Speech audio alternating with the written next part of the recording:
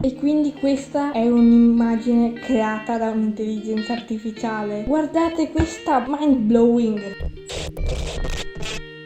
Ciao a tutti ragazzi e benvenuti in questo nuovissimo video speciale, perché oggi parliamo di intelligenza artificiale. Mi ha sempre affascinato questa intelligenza artificiale per i computer e qualche giorno fa ho scoperto questo sito che crea immagini da un testo. Lo conoscevo già, ne conoscevo uno di Google e quello di OpenAI di Elon Musk, su cui ci ha fatto un video Marques Brownlee. Ho richiesto l'accesso alla beta, solo che sono lunghissimi, ma ne ho trovato uno open source e gratuito, o meglio, ci sono gratuite un tot di immagini, dopo bisogna pagare, e quindi ho deciso di farvelo vedere. Questo video sarà diviso in 3 parti: la prima dove vi faccio vedere come funziona, la seconda dove vi faccio vedere alcune immagini che ho creato io, e terza due chiacchiere sul mondo dell'intelligenza artificiale. Quindi partiamo. Si tratta di un bot su Discord, come un bot Telegram, dentro ad un server che poi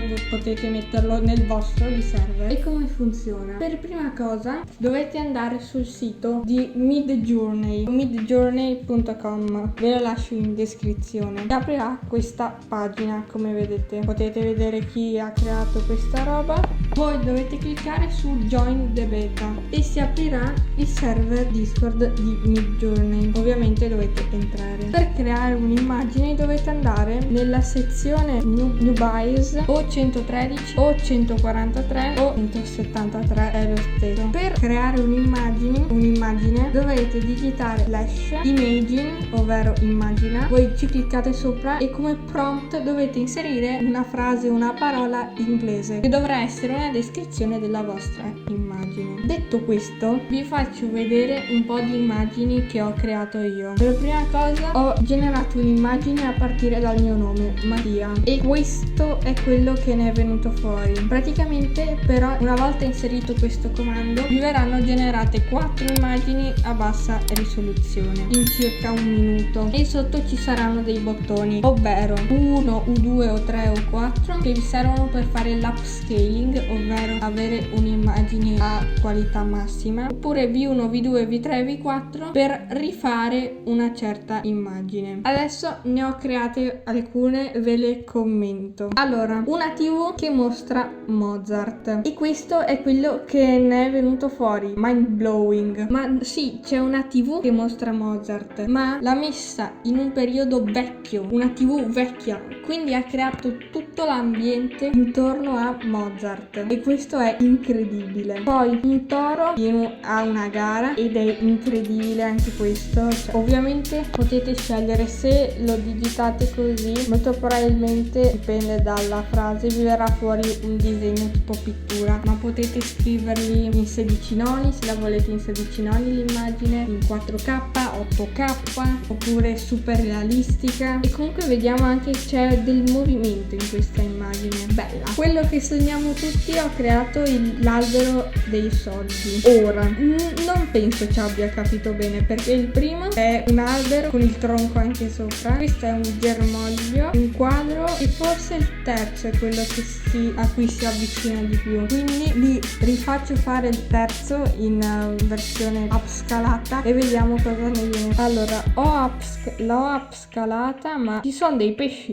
Io avevo chiesto un albero dei soldi, non penso pesci stiano soldi fuori. Poi un elefante rosa e bianco su un ascensore. Allora, questa me l'ha detta mio fratello, però se l'apriamo vediamo che c'è l'ascensore, ma l'ascensore è rosa e l'elefante è bianco. Carino, ci sta, è realistico. Poi vediamo nel quarto la lampada strana, non capisco bene cosa sia. Poi avevo chiesto un barbecue con la coda di un dinosauro, mi sembra più un dinosauro che prende fuoco.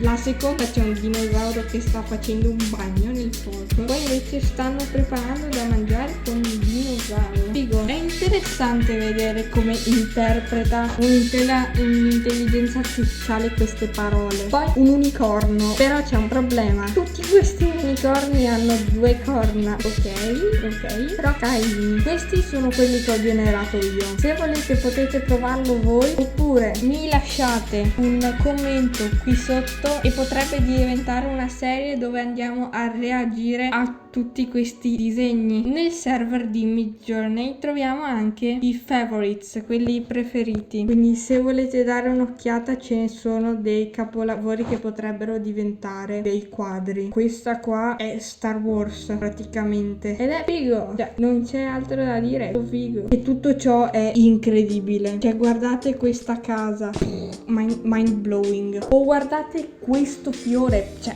incredibile. Ci sarebbe da creare una galleria intera per contenere tutti questi dipinti, perché ogni cosa che viene fuori, come vedete qua, i messaggi sono infiniti praticamente. Ogni secondo c'è uno che sta già creando una nuova cosa. Ci servirebbero 10 Burj Khalifa altissimi, ogni piano pieno di quadri, perché sono tutti belli dal primo all'ultimo. Io vi consiglio di fare un giro, cioè guardate questo studio, oppure anche gli anni. Questo qua ha detto anno 2050 e l'immagine è incredibile, cioè fate un giro, guardate questo cane spaziale, alcuni sono carinissimi. Mio fratello mi ha fatto creare un pinguino con il collo di una giraffa, però non la trovo, era venuto qualcosa di incredibile. Oppure guardate questo robot che non mi ricordo che cos'è, o queste case, cioè mind blowing, queste piante super dettagliate. Gli ho fatto anche creare dei wallpaper, gli ho detto Mac OS wallpaper e questo è quello che ne è venuto fuori. Tra l'altro, a proposito di sfondi, restate sintonizzati perché solo per voi che siete arrivati a questa parte dei video, settimana prossima video su come trovare i nuovi sfondi, su come trovare degli sfondi. Perché fotocamera ti devi fermare ogni volta? Spiegamelo.